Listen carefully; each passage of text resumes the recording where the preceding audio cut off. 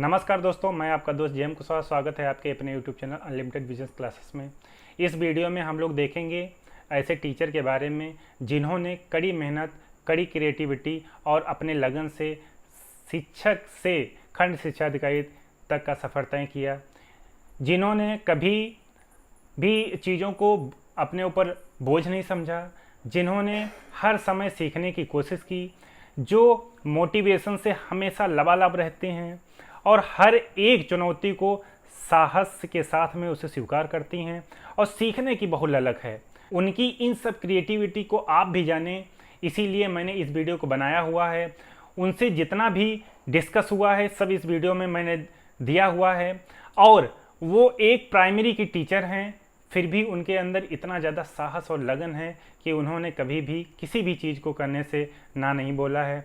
तो सुनते हैं उनकी पूरी कहानी। आप उनके विषय में जब जानेंगे तो आप ऑटोमेटिक मोटिवेट हो जाएंगे, जैसे कि वो सेल्फ मोटिवेट रहती हैं। तो चलिए सुनते हैं।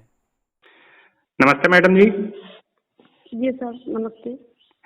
मैम, सबसे पहले तो आपको कांग्रेचुलेसन देना चाहेंगे कि आप इतने अच्छे पद पर चयनित हो गई हैं। जी सर, आपका बहुत बहुत आभार। Thank you sir. मैम, आपसे ये पूछना चाहेंगे और बच्चों के इंस्पिरेशन के लिए और भी जानना चाहेंगे। जैसा कि आपको पता है कि हमारा यूट्यूब चैनल चलता है अनलिमिटेड विजन क्लासेस, तो एक मोटिवेशनल वीडियो के बतौर आपसे कुछ जैसे कि आपने तैयारी की है, किस हिसाब से तैयारी की है या इतने अच्छे पद पर पहुंची, तो उसमें क्या क्या आपने योगदान दिया है, आपसे कुछ क्वेश्चन करेंगे। प्लीज उन्हें आप जरूर रिप्लाई करिएगा। तो सबसे पहले मैम आपसे पूछना चाहेंगे कि आपका जो इस समय करंट पद क्या है, आप क्या करती हैं? जी, मैं सहायक शिक्षिका हूँ पीएस कुंडा बांगरमऊ उन्नाव में। मैं 72,825 में चयनित हुई थी। जी मैम। जी मैम, इसके अलावा आपकी एजुकेशन क्या है, इसके बारे में कुछ बताना चाहें? जी, बीएससी है, बीएड, और उसके अलावा सीटेट, यूपी टेट, ये सभी हमारा है। जी मैम। तो मैम, ये आप कब से प्रिपरेशन कर रही हैं, कितने साल से आप प्रिपरेशन इसकी कर रही हैं? एक्चुअली में सर हमारा बीओ बनने का कुछ निश्चित टारगेट था नहीं, लेकिन हम जो है जितने भी सीटेट और यूपी टेट के फॉर्म आते रहते हैं, एग्जाम्स होते रहते हैं, तो हम इनको देते रहते हैं। मुझे एग्जाम देना अच्छा लगता है। कुछ मुझे ऐसा लगता है कि पढ़ते रहना चाहिए, भूल ना जाए कहीं। एक शौक होता है सबका अपना अपना। तो और जो भी बुक्स पढ़ते हैं तो हम डीपली पढ़ते हैं, अच्छे से पढ़ते हैं। मतलब जो भी बुक पढ़ते हैं तो उसको बिल्कुल कंसंट्रेट करके डीप में जाके कि क्या इसका मतलब है। हाँ, हम सोचते हैं हम ऐसा पढ़ें कि हम अपने बच्चों को भी अच्छे से समझा सके। जी मैम। तो ये हमारा बीओ का जब फॉर्म आया तो हमने तो घर में बताया भी नहीं, चूँकि हम एक टीचर हैं तो अनुमति तो लेनी होती है। तो बीआरसी पर अनुमति के लिए हमारा फॉर्म गया ही नहीं। तो घर पर फोन आया। जी, एनओसी वगैरह। जी, तो घर पर फोन आया हमारे हस्बैंड के पास की लास्ट डेट है और शर्मिला का वो फॉर्म का अनुमति नहीं आया। तो घर में हमारे हस्बैंड जो है हमको बहुत मोटिवेट करते हैं, उनको अच्छा लगता है कि हम आगे बढ़े। तो उन्होंने लास्ट डे ही अनुमति ली और उसी दिन हमारा फॉर्म अप्लाई किया और इस तरह से हमारा बीओ में फॉर्म डाला गया। जी मैम, बहुत अच्छी बात है, बहुत अच्छी बात है कि लास्ट टाइम पे आपने डाला और इतनी अच्छी सफलता मिल गई। फिर हमारी वहीं से पढ़ाई शुरू हुई और हमारी पढ़ाई में सबसे अच्छा योगदान लॉकडाउन का रहा। जी मैम, तो सही बात है मैम। अगर समय का सही उपयोग किया जाए तो आप किसी भी पैंडेमिक इतनी मतलब चारों तरफ अफरा तफरी थी, लेकिन आपने उसका सदुपयोग किया। जी, हम खाली समय बैठ नहीं सकते हैं, हमें बहुत बोरिंग फील होता है। हम कुछ ना कुछ करते हैं और स्कूल डेली आते हैं।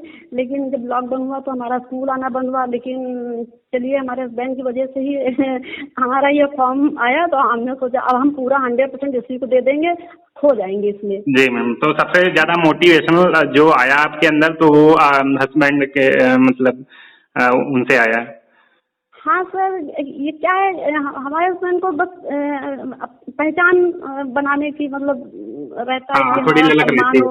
हाँ, कहते हैं कि अभाव ही शिक्षक है। जी मैम। मतलब कि हाँ, अगर हमें किसी चीज का अभाव होता है तो उसको पाने के लिए हम जूझ जाते हैं, वो कुछ भी हो। उसको पाने की ललक होती है, जब ललक होती है तो फिर थकान नहीं लगती। और हम खुशी खुशी उसको पाने के लिए पूरा हम अपना 100% देते हैं। 100% दे देते हैं। जी मैम। जैसे मैम अगर हम ये एक क्वेश्चन आपसे करना चाहेंगे, जैसे जैसे पूछे कि कौन कौन सी आपने पुस्तकें पढ़ी या किस तरीके से क्या आपने मीडियम बनाया इतना पढ़ने का, ये आप बताना चाहेंगे? जी सर। सर जब मेरा फॉर्म डाला गया तब तो लॉकडाउन था नहीं, स्कूल आना ही होता था सर। जी जी तो फिर हमने मोबाइल में सर्च करना शुरू किया कोचिंग। जी जी क्योंकि वहाँ सिलेक्टेड मटेरियल्स मिल जाता है, वहाँ बहुत सारे टीचर्स जो हैं मेहनत करके एकदम सिलेक्टेड मटेरियल्स लाते हैं और वो अपने हिसाब से अच्छे से पढ़ाते हैं कि आप जल्दी समझ जाएंगे। जैसे कि हमें क्या होता है ये प्रधानी वाला, ये पूरा पंचायत वाला, मुझे कुछ नहीं मालूम था जी पूरा। जी जी जी जी हाँ, तो वहाँ मतलब एक आपको एग्जाम्पल दिया इस तरह से। तो हमने बुक तो कुछ भी नहीं ली, पहले मोबाइल से ही शुरू किया और उसमें बहुत कंसंट्रेट होकर सुनते जाते थे और फिर उसके बाद उसको रख के पूरा कॉन्सेप्ट एक कॉपी पे लिखते थे। जी मैम। तो जैसे जैसे मैम कुछ लोग ये कहते हैं कि मोबाइल से पढ़ना ठीक नहीं है, आप किताबों से पढ़िए, ऑफलाइन पढ़िए, तो इस नजरिए से तो आपके अनुभव से यही लग रहा है कि मोबाइल भी काफी बेनिफिशियरी साबित होता है अगर अच्छे से उसका यूज किया जाए। नहीं सर, ये तो सब डिपेंड करता है कि आप किस तरह के हैं। आप अगर बिल्कुल कुछ जॉब नहीं करते हैं, इधर उधर जाते होते नहीं है, तो आप बुक से बहुत अच्छे से पढ़ सकते हैं। बुक्स तो घर में ही होती हैं।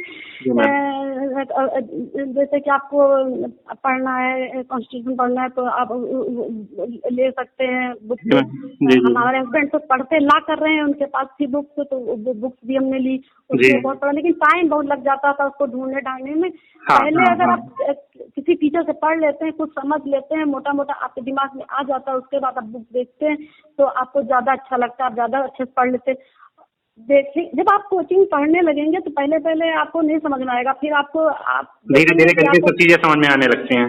हाँ, आपको कोई ना कोई टीचर इतने अच्छे लगने लगेंगे कि वो बहुत अच्छे से पढ़ाते हैं कंप्यूटर के थ्रू, और सब ज्योग्राफी तो बहुत अच्छे से वो पढ़ा देते हैं सब कुछ आपको। जैसे कि आलोक सर हैं, एक इड्यूटेरिया एक कोचिंग है। जी जी जी एरिया जो है प्रवीण सर हैं, प्रवीण सर बहुत अच्छा पढ़ाते हैं। सर, हम प्रवीण सर को हम पढ़ के उनका स्क्रीनशॉट लिया करते थे। बाद में वो स्क्रीनशॉट के लिए कहने पर स्क्रीनशॉट के लिए हट जाते थे वो, तो सर हम स्क्रीनशॉट ले लेते थे और चलते फिरते मोबाइल पर उनका नोट बना लेते थे वो सर। तो इस तरह से सर चंदा इंस्टीट्यूट भी अच्छा था। एक सर हम आपको बता नहीं पा रहे, उनका चलता था मैराथन क्लास। जी मैराथन, वो एग्जामपुर वाले ज्यादातर चलाते हैं मैराथन। हाँ, वो सारे सब्जेक्ट के आया करते थे सर, 8-8 घंटे उस पर कंसंट्रेशन करना पड़ता था, पढ़ना पड़ता था। कि आपके पास टाइम भी नहीं है तो भी आप टाइम देंगे, तो और लेकिन देखना पड़ता था। जी जी वही बात है ना कि अगर लगन है तो लगातार आपको चीजें देखनी पड़ेंगी। जी सर, हम चलते फिरते बाजार भी जा रहे हैं तो भी पढ़ रहे हैं। इस तरह से सर थोड़ा सा कोटेशन भी बहुत मोटिवेट करते हैं हमको सर। जैसे कि अब कोई भी कोटेशन पढ़ लो और उसको अपने अंदर उतार लो, तो उससे भी हम बहुत मोटिवेट होते हैं। जी जी बिल्कुल होते हैं, बिल्कुल होते हैं। अच्छे से सुविचार पढ़ने से, मोटिवेशनल थॉट पढ़ने से या फिर अच्छी कहानियां पढ़ने से जरूर मोटिवेट होते हैं हम लोग। जैसे कि सर देखिए कि लॉकडाउन हुआ या कुछ भी हुआ, हम बोर हो रहे हैं तो छोटी छोटी खुशियों में अपनी खुशियां ढूंढने लगते हैं। देखिए तो मैम एक क्वेश्चन और पूछना चाहेंगे। जैसे आपने इतना बताया कुछ कि एक सहायक अध्यापक से आपने इतने अच्छे पद, खंड शिक्षा अधिकारी पद को प्राप्त किया, तो इस दरमियान आप कितने घंटे मतलब पढ़ लेती थी? कुछ टाइम पीरियड था कि हर समय पढ़ती थी या कैसे पढ़ती थी? हाँ सर, सर टाइम तो आपको देना ही पड़ेगा। पढ़ना है, सबसे इम्पोर्टेंट होता है अपना टाइम का मैनेज करना।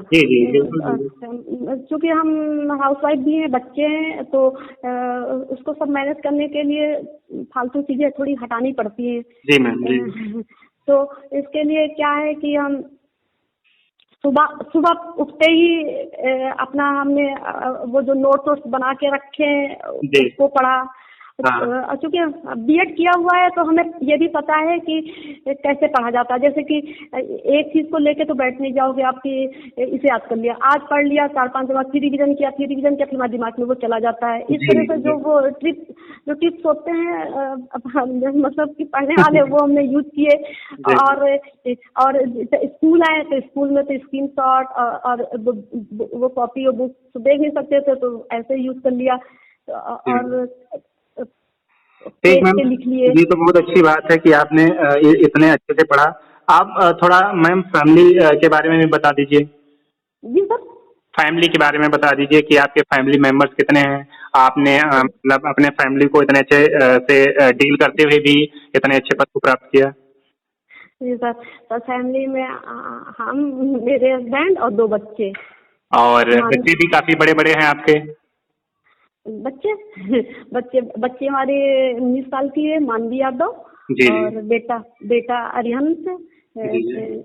क्लास 6 में। मानवी हमारी बहुत पढ़ने में अच्छी है। जब वो 9th में थी तो एक आरबीएस दल की तरफ से जीके कंपटीशन हुआ था, तो उसने पूरा उत्तर प्रदेश में टॉप किया था। जी जी, बहुत बहुत बहुत अच्छी बात है।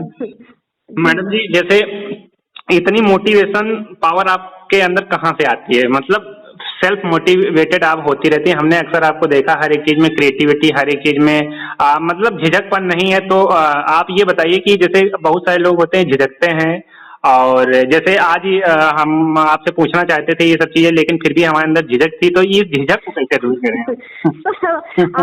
ये इसमें हमारा योगदान हमारे बचपन का है। एक्चुअली में मेरी माँ नहीं थी सर, हमारे पापा ड्रिंकर थे।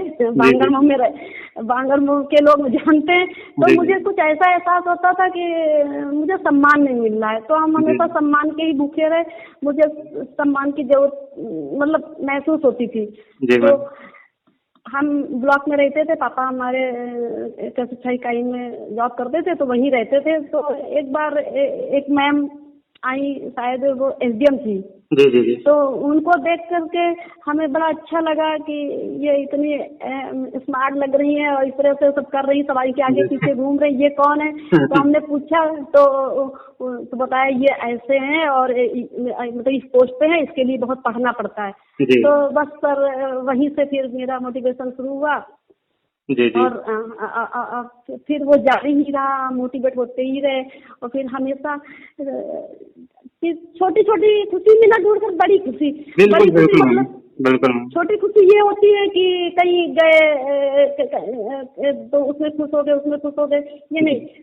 पढ़ो और सोचो कुछ बड़ा बनने वाले हैं जी। और उसी में हम खुशी महसूस कर रहे हैं। ऐसा कुछ अपने आप में खुद को मोटिवेट कर रहे हैं। जी। ये सब करना पड़ता है सर। तो मैम लास्ट क्वेश्चन ये पूछना चाहेंगे कि आप इस पद पर आने के बाद में कैसा महसूस कर रही हैं?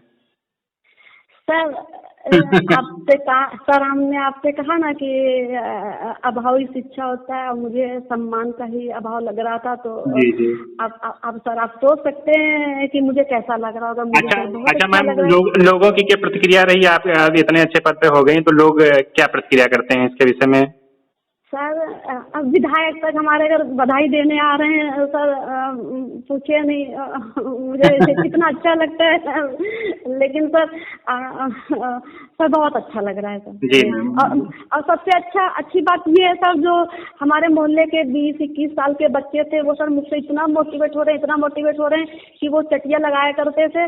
और उनसे हमने कहा कि ये सब छोड़ो और कुछ ऊंचा सोचो, ये पॉलिटिक्स छोड़ो, रैली में जाना छोड़ो, और रोड पर सबके साथ घूमना, फोटो खिंचाना, फेसबुक पे डालना, इनमें खुशियां न ढूंढ कर कोई बड़ी खुशी ढूंढो और कोई अपने घर का कोना ढूंढो, पढ़ो और खुद अच्छा बड़ा सपना देखो। तो सब चटिया खत्म हो चुकी है।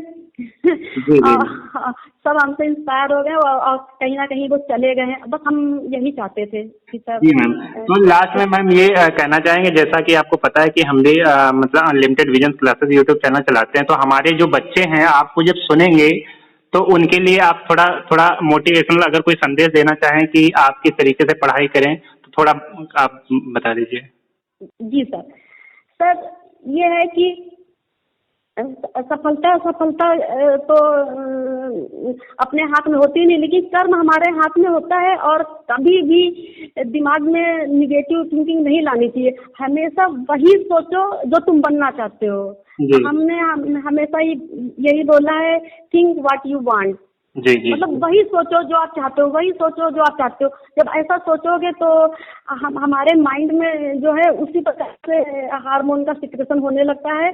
तो मेन चीज तो हमारा मन दिमाग बिल्कुल अच्छा होना चाहिए। अगर हम निगेटिव थिंकिंग रखेंगे तो जहर मेरे दिमाग में आने लगेगा, और हम जो करना चाहेंगे वो हम कभी नहीं कर पाएंगे और डिप्रेशन में चले जाएंगे।